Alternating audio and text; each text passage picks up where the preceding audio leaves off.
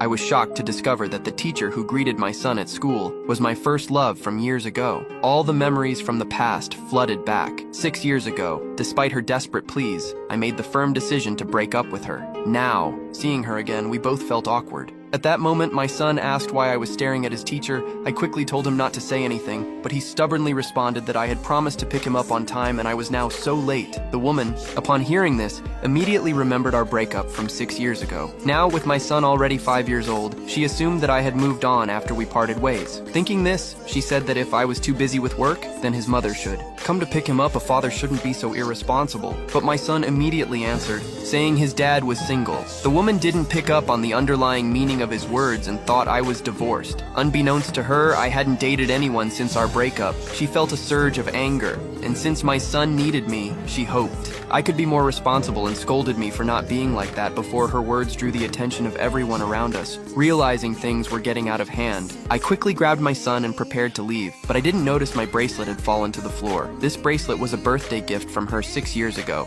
The woman clearly remembered that the bracelet had snapped the day we broke up, and immediately assumed that I still had feelings for her. What she didn't know was that I hadn't even moved out and still lived in the same rented apartment. Though I had hundreds of billions now, I still felt empty inside. It was only by looking at the traces she had left behind that I felt like I was still alive. That evening, I realized my bracelet was missing, and not long after, she called. I intended for my son to bring it home, but she insisted that I come to pick it up myself the next day after I dropped my son off at school. I nervously arrived at her office.